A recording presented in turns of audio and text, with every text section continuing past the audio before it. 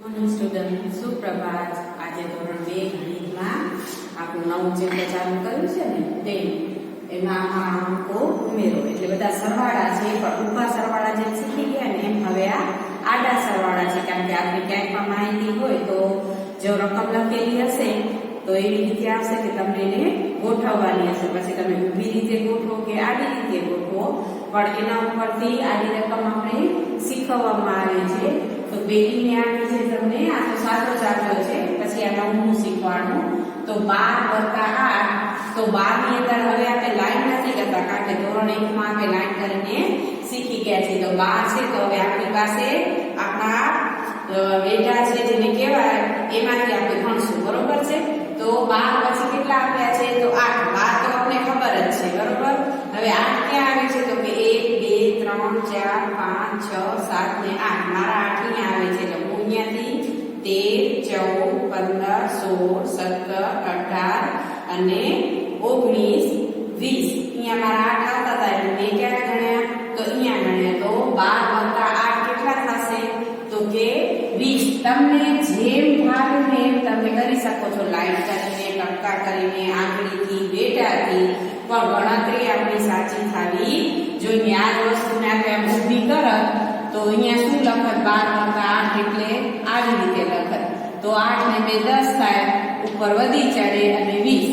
આ રીતે આપણો જવાબ આવે. આમ આવડતું હોય તો તમે કરી શકો છો, અથવા આવી રીતે પણ કરી શકો છો. હવે બધું બીજી નવી વસ્તુ આવી છે જેમાં કે પેલો આપેલો છે 6, પછી સરવાળાની નિશાની, પછી આપ્યો છે ખાલી બોક્સ, એમાં આપણે ભરવાનું છે શું આવશે. 6 ની અંદર કેટલા ઉમેરીએ તો 17 આવે. સમજ્યા? 6 ની અંદર કેટલાનો સરવાળો કરીએ તો 17 આવે. તો હવે આ વસ્તુ આપણે કરવી હશે તો આપણે કેવી રીતે કરશું? તો આ બહુ ઈઝી વસ્તુ છે કે 6 આપણે ખબર છે, બરાબર. 6 પછીની ગણતરી કરવાની જ્યાં આનો નંબર આવે ને ત્યાં સુધી. હવે એ વસ્તુ જોવાની છે ક્યાંથી તો હું અહીંયાથી ગણતરી કરું છું. 6 આવે 7 8 9 10 11 12 13 14 15 16 ને 17. મારા 17 ક્યાં આવ્યા? અહીંયા આવ્યા. હવે આ બધા બેટા જેટલા છે એટલા હું ગણીશ. તો 1 2 3 4 5 6 7 8 9 ને 10 અને 1 11. અહીંયા મારું આડું હતું એટલે આપણા કેટલા નંબર અંદર 6 ની અંદર ઉમેરશું 11. ત્યારે આપણે શું આવશે 17. ધારો તો સાવ ઈઝી વસ્તુ છે, પણ સમજવાની છે કે કયું બોક્સ ખાલી છે અને આપણે બરાબરમાં શું આપ્યું છે કે એની કિંમત આટલી થાય. તો અહીંયા 13 આપેલા છે અને આપણે કેટલે સુધી જવાનું છે 18 સુધી. આ બેટાથી સમજાવી દીધું. હવે આ વસ્તુ સમજાવું. 13 પછી આપણે 18 સુધી જવાનું છે. તો 13 પછી 14 15 16 17 18. 18 આવી ગયો આપણો નંબર. હવે આ કેટલા છે તો કે 1 2 3 4 ને 5. તો 13 ની અંદર કેટલા ઉમેરીએ તો 18 આવે તો કે 5.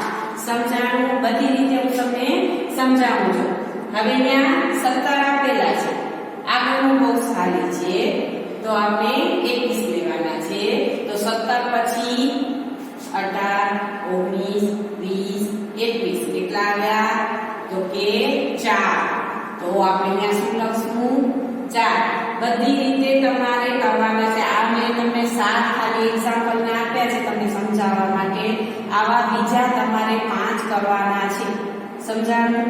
7 છે, બીજા 5 તમારી રીતે તમારે કરવાના છે. પેરેન્ટ્સ લખી દેશે રકમ તો ચાલશે, નહીંતર આપણે ટેક્સ્ટ બુકમાં પણ છે. હવે 12 ની અંદર કેટલા ઉમેરશું તો 21 આવશે. તો 12 પછી શું કરશું? 12 પછી નંબર ચાલુ કરી દેવાનું. 13 14 15 16 17 18 19 20 અને 21. આવી ગયો 21 આપનો. હવે આ બધા કાઉન્ટ કર્યો 1 2 3 4 5 6 7 8 ને 9. તો અહીંયા શું આવશે બેટા 9. સમજાણું? 15 છે તો 15 ની અંદર કેટલા ઉમેરશું તો 30 આવશે. તો વળી પાછું આ વસ્તુ 15 પછી 16 17 18 19 20 21 22 23 24 25 26 27 28 29 30. હવે આને ગણતરી કરો 1 2 3 4 5 6 7 8 9 10 11 15 ની અંદર 15 ઉમેરશું ને ત્યારે આપણને 30 મળશે. હવે આ આપ્યા છે આપણા 29. તો 21 ની અંદર કેટલા ઉમેરશું તો આપણા 29 આવશે? તો 21 પછી 22, 23, 24, 25, 26, 27, 28 ને 29. તો હવે પાછા ગણો 1, 2, 3, 4, 5, 6, 7 ને 8. તો આપણે અહીંયા જવાબમાં શું આવશે? 8. હવે તમને આ વસ્તુ સમજાણી તો હોમવર્કમાં તમારે કેટલા કરવાના છે?